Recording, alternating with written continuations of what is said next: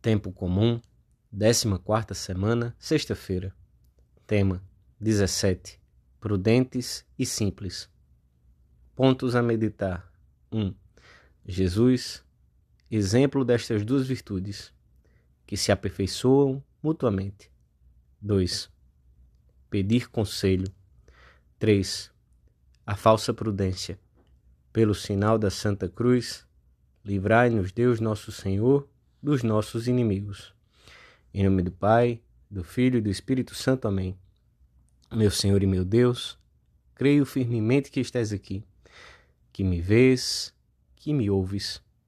Adoro-te com profunda reverência. Peço-te perdão dos meus pecados e graça para fazer com fruto este tempo de oração. Minha Mãe Imaculada, São José, meu Pai e Senhor, meu anjo da guarda, intercedei por mim.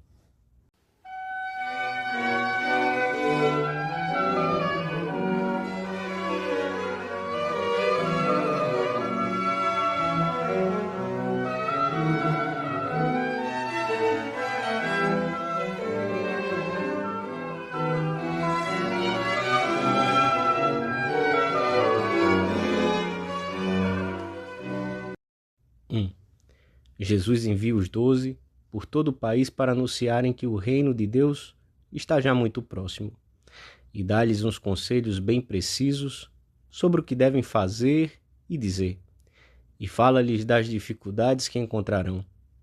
Assim, lemos no Evangelho da Missa: Olhai que eu vos envio como cordeiros entre lobos. Sede, pois, prudentes como as serpentes e simples como as pombas. Os apóstolos devem ser cautos para não se deixarem enganar pelo mal, para reconhecerem os lobos disfarçados de cordeiros, para distinguirem os falsos profetas dos verdadeiros e para não desaproveitarem uma só ocasião de anunciar o Evangelho e de fazer o bem. Mas devem ser ao mesmo tempo simples, porque só quem é simples pode conquistar o coração de todos.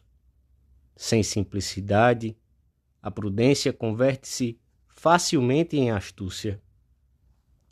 Nós, cristãos, devemos caminhar pelo mundo com essas duas virtudes, que se fortalecem e complementam. A simplicidade implica retidão de intenção e coerência na conduta. A prudência mostra em cada ocasião quais os meios mais adequados para cumprirmos o nosso fim. Santo Agostinho ensina que a prudência é o amor que discerne o que ajuda a ir para Deus daquilo que o dificulta. Esta virtude permite-nos conhecer objetivamente a realidade das coisas, de acordo com o fim último. Ajuda-nos a julgar acertadamente sobre o caminho a seguir e a atuar de modo consequente. Não é prudente, como se julga a miúde, quem sabe ajeitar as coisas na vida e tirar delas o máximo proveito, mas quem consegue edificar a vida inteira de acordo com a voz da consciência reta e com as exigências da moral justa. Deste modo, a prudência torna-se o ponto-chave para que cada um realize a tarefa fundamental que recebeu de Deus. Esta tarefa consiste na perfeição do próprio homem, na santidade. O Senhor ensinou-nos com a sua palavra e com o seu exemplo a ser prudentes. Da primeira vez que falou nos átrios do templo, aos 12 anos, todos admiravam-se da sua prudência. Mais tarde, durante a sua vida pública, as suas palavras e a sua doutrina eram tão claras como prudentes, de tal maneira que os seus inimigos não podiam contradizê-lo. O Senhor não anda com subterfúgios, mas tem em conta o público a quem fala. Por isso dá a conhecer a sua condição de Messias de modo gradual e vai anunciando a sua morte na cruz conforme o grau de preparação e conhecimento daqueles que o escutam. Nós devemos aprender de Cristo.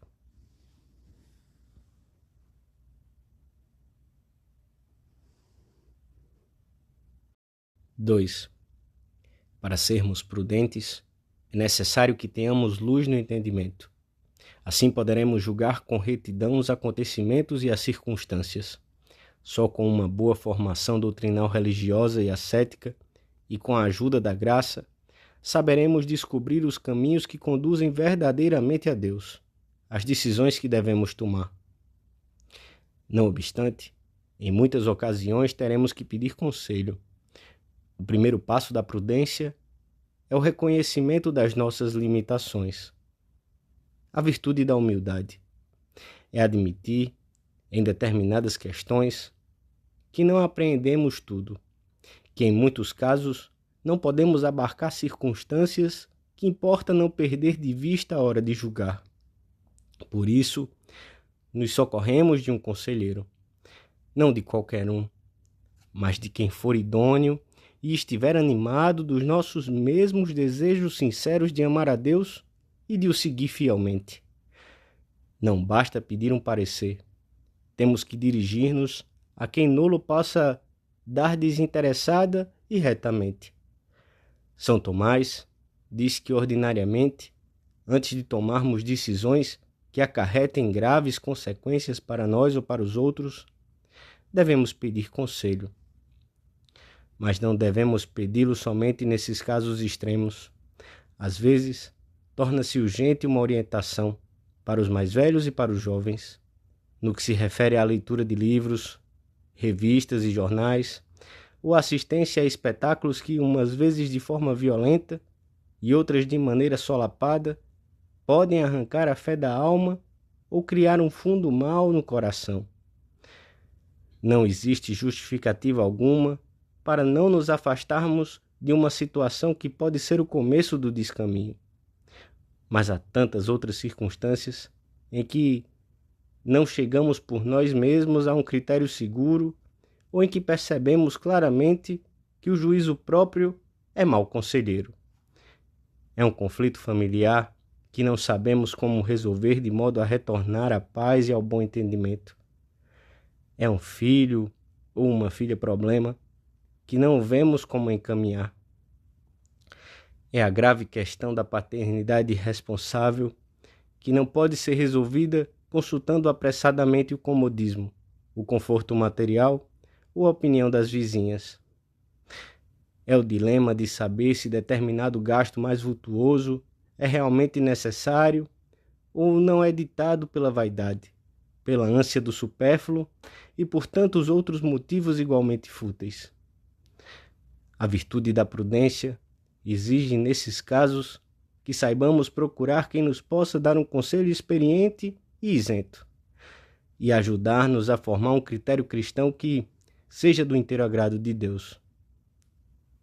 E para isso é que é necessária também a virtude da simplicidade, que nos leva a consultar a pessoa certa, não aquela que nos diga o que queremos ouvir, a expor-lhe o problema em todos os seus matizes e, sobretudo, a fazer-lhe caso quando porventura nos sugere uma solução que é contra os nossos interesses imediatos, do orgulho, da ambição ou do comodismo. Só as almas simples sabem ser dóceis aos conselhos recebidos de quem os pode dar com espírito isento. Mas essa simplicidade, tão próxima da humildade, não é difícil de viver para quem se acostuma a reconhecer os seus erros, a retificar as suas opiniões ou a sua conduta, quando se engana ou quando aparecem dados novos que mudam os termos de um problema. Sabemos conjugar assim a prudência e a simplicidade na nossa vida de todos os dias?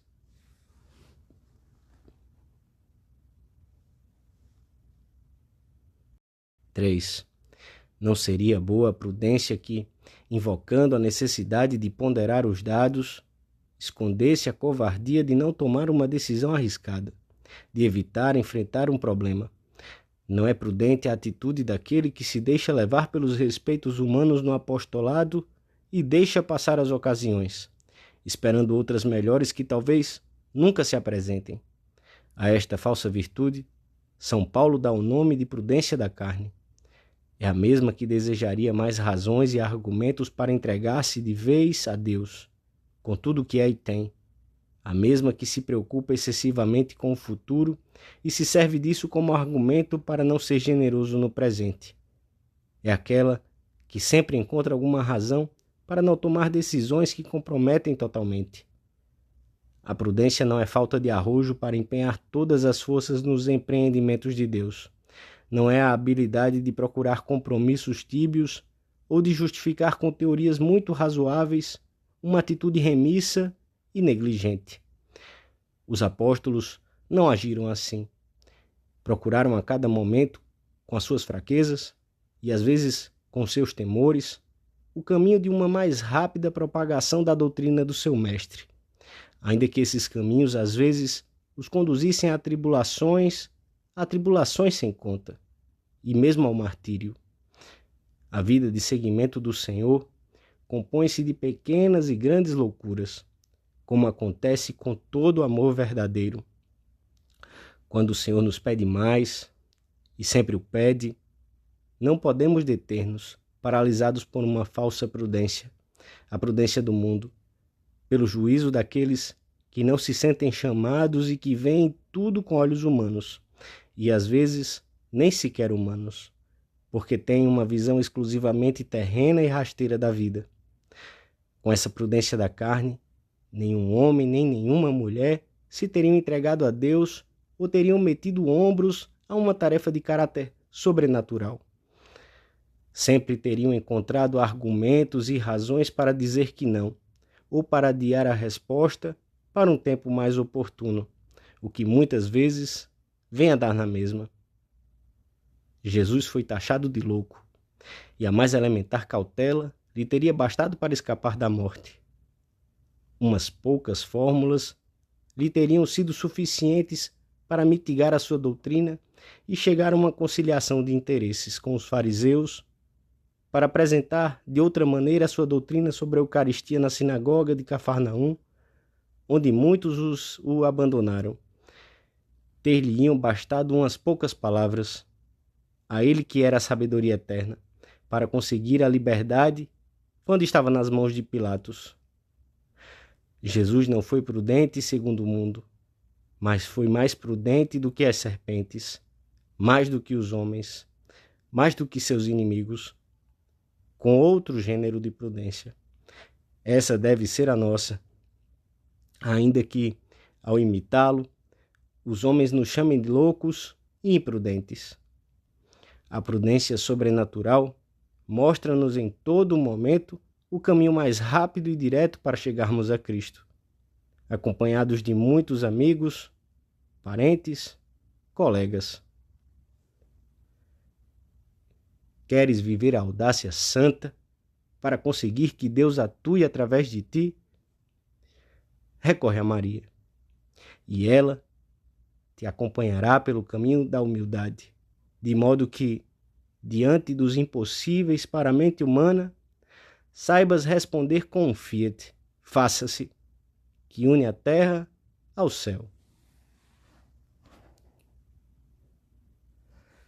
Dou-te graças, meu Deus, pelos bons propósitos, afetos e inspirações que me comunicaste nesta meditação. Peço-te ajuda para os pôr em prática. Minha Mãe Imaculada, São José, meu Pai, Senhor, meu anjo da guarda, intercedei por mim.